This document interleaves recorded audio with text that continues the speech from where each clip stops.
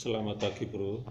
Pada postingan kali ini kita akan menjelaskan beberapa pertanyaan di komen yang menanyakan seputaran kopling, khususnya untuk motor Satria F150. Jadi kebetulan hari ini kita bongkar Satria F150. Akan kita jelaskan nama-nama komponen, fungsinya, serta cara kerja dari masing-masing komponen pada bagian kopling Satria F. Sebenarnya kopling ini tidak berpengaruh langsung terhadap penghidupan mesin. Jadi tanpa kopling pun mesin tetap bisa hidup, tetap bisa bekerja. Nah, apa fungsi kopling itu sebenarnya? Kopling ini cuma sebagai penghubung dan pemutus putaran dari kruk as menuju transmisi. Jadi meskipun koplingnya tidak dipasang, mesin tetap bisa hidup. Cuman putarannya tidak bisa diteruskan ke transmisi. Jadi roda belakang, transmisi, dan perpindahan giginya tidak bisa bekerja. Nah, pada bagian kopling ini terdapat kurang lebih 10 komponen.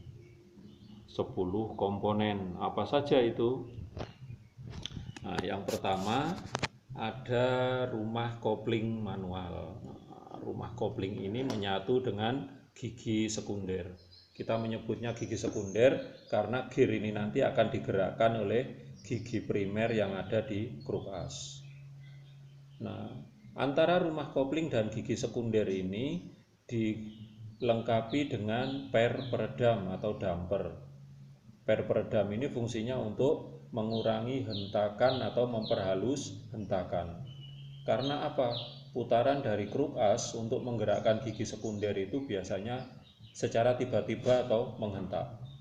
Jadi ketika putarannya tiba-tiba, supaya menjadi halus dikasih per peredam.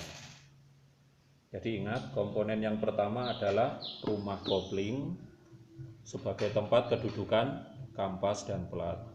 Komponen kedua adalah gigi sekunder sebagai penggerak rumah kopling.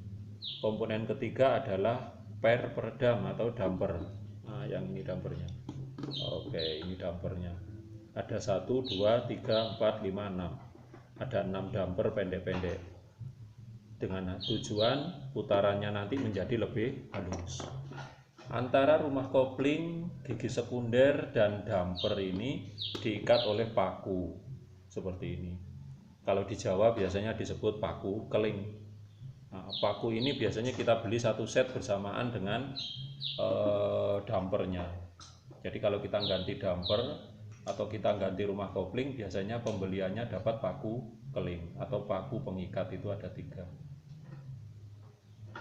Berikutnya komponen yang keempat adalah kampas kopling. Nah, seperti ini.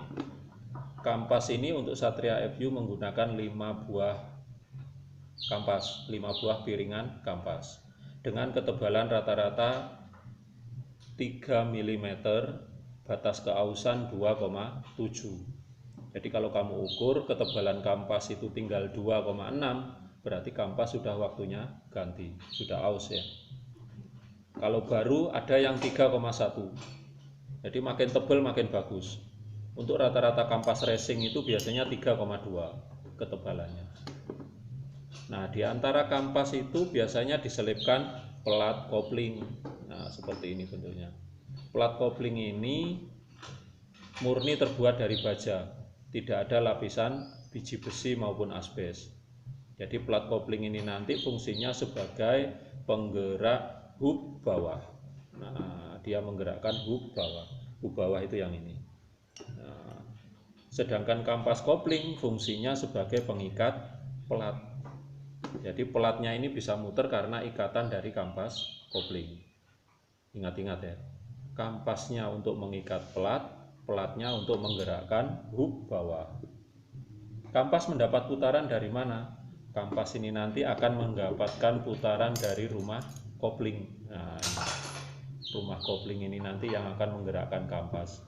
Sedangkan rumah kopling mendapat putaran dari gigi sekunder. Selain ada kampas, ada pelat, Ada juga di sini hub bawah, HUB, hub bawah.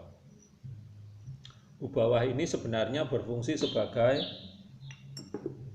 penggerak gigi transmisi primer melalui lubang yang di tengahnya ini. Jadi kalau nanti hub bawahnya berputar, transmisi pasti ikut berputar. Nah, putaran dari hub bawah ini didapat dari pelat kopling. Jadi kalau pelatnya aus, biasanya putarannya berkurang atau slip kopling. Dalam istilah sehari-hari kita menyebutnya slip kopling. Nah, selain ada hub bawah, di sini juga ada hub atas. Hub atas ini adalah sebagai pengatur kerapatan. Jadi ketika nanti hub atas ini terpasang, akan dilengkapi dengan 5 buah per. Per ini fungsinya untuk menekan hub atas supaya dia nanti merapatkan kampas dan pelat.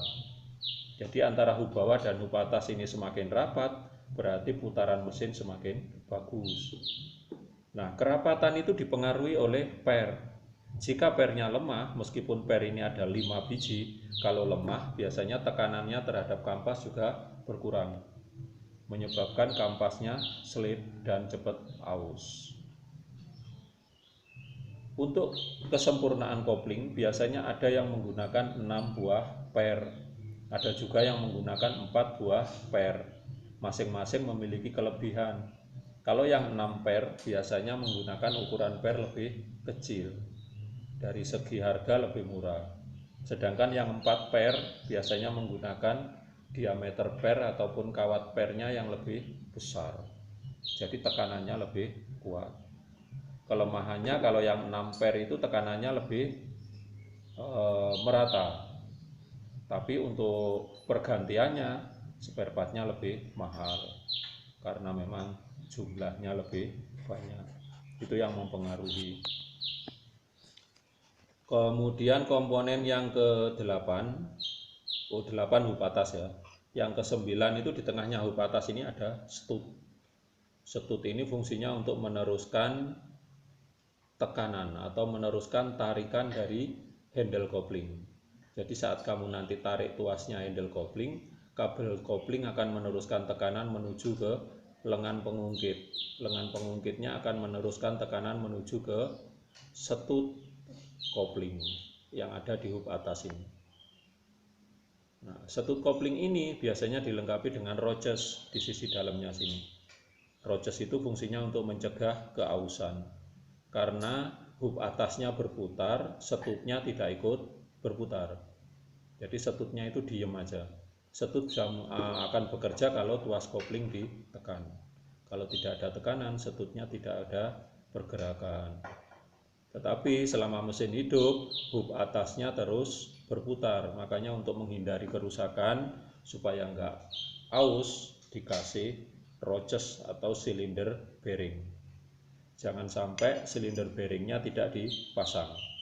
Akibatnya hub atas akan aus dan jebol pada sisi atasnya karena terjadi gesekan yang terus menerus. Kurang lebih itu untuk penjelasan bagian kopling. Jika ada yang masih membingungkan atau ada yang kurang bisa dipahami, bisa ditanyakan lagi, kita jelaskan sesuai dengan pemahaman masing-masing. Sekian, wassalamualaikum warahmatullahi wabarakatuh.